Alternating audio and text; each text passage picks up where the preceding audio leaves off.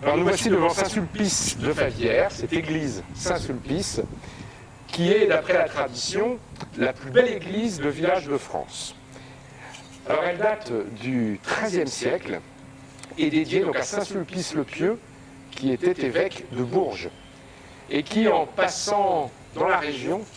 aurait ressuscité un enfant dans la Renarde, qui est le petit cours d'eau qui passe à côté de ce magnifique village. Donc nous allons maintenant rentrer dans l'église. Alors bien sûr, dès qu'on rentre dans une église, le baptistère est à l'entrée. C'est tout à fait symbolique, puisque c'est par le baptême que nous devenons chrétiens et que donc nous rentrons dans l'église avec un grand E, l'église du Christ, le peuple de Dieu. Donc le baptistère est à l'entrée de l'église, mais dès que nous rentrons dans cette église, à hauteur du baptistère, notre regard est attiré vers l'autel, cet autel donc où est célébrée la messe, où nous faisons mémoire du dernier repas de Jésus. Voilà, donc nous sommes devant cet ensemble, autel, ambon, chandelier, qui ont été conçus par l'artiste Jean-Jacques Bry.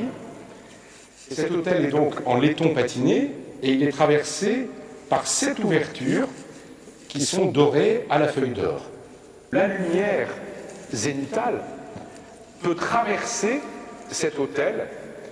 les 7 ouvertures symbolisant les 7 jours de la semaine, et la table de l'autel étant le lieu où est célébrée l'Eucharistie, c'est bien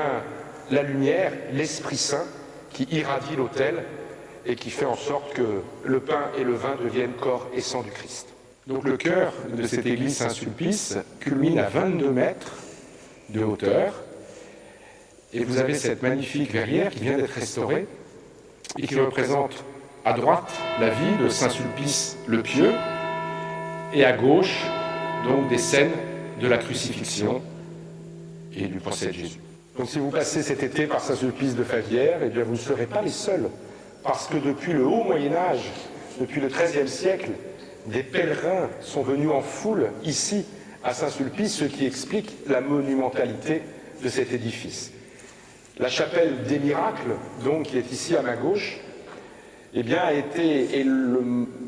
la pièce la plus ancienne de cet édifice, dès le XIIIe siècle, et donc elle commémore ce miracle dont je vous parlais tout à l'heure à l'entrée de l'église, où Saint-Sulpice le Pieux aurait ressuscité un enfant dans la Renarde.